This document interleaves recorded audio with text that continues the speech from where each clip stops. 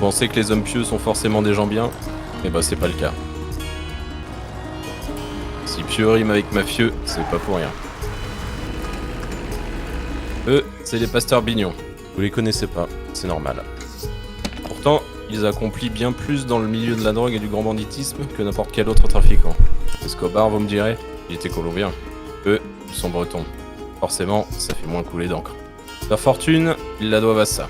Qu'est-ce qu'une pâtisserie typiquement bretonne vient faire dans cette histoire? Eh bien, les Bignons sont à l'image de ce gâteau. D'apparence, ce sont des hommes bons, pieux et irréprochables sous tous les aspects. Mais ils savent faire prospérer leurs affaires peu scrupuleuses dans l'ombre, c'est-à-dire exporter des tonnes de cocaïne pendant plus de 45 ans en les dissimulant dans de la nourriture. Une stratégie tellement simple que personne ne l'avait vu venir.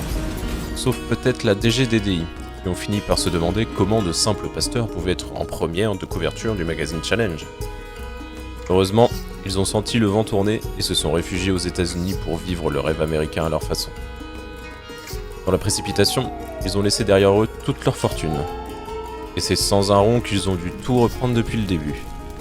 Pour qu'ils aient une chance, il fallait oublier toute activité illégale pendant un temps. Et tout le monde ne devient pas riche du jour au lendemain. Ouais, mais les Bignons sont pas tout le monde.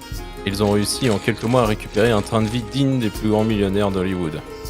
Leur profession de pasteur leur a permis de bien s'entourer, et avec les bons appuis, ils ont su monter différentes affaires plus ou moins lucratives. Agent immobilier, reporter, directeur d'une énorme boîte de production, j'en passe et des meilleurs.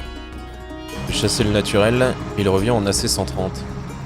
Il est temps pour nous de sortir la tête de l'eau et de se remettre dans le business. Et on compte bien profiter de notre arrivée dans ce nouveau pays pour faire ce que l'on fait de mieux, car nous sommes les Bignons. Et on est de retour, les bouffons!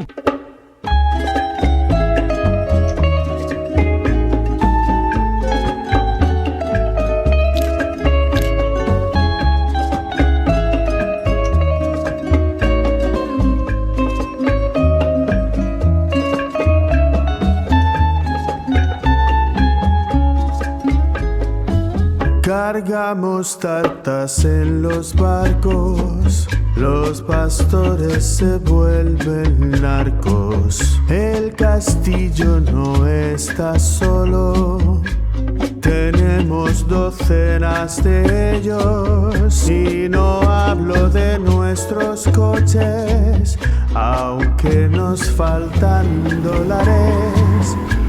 Millones en nuestros colchones, al otro lado de los mares.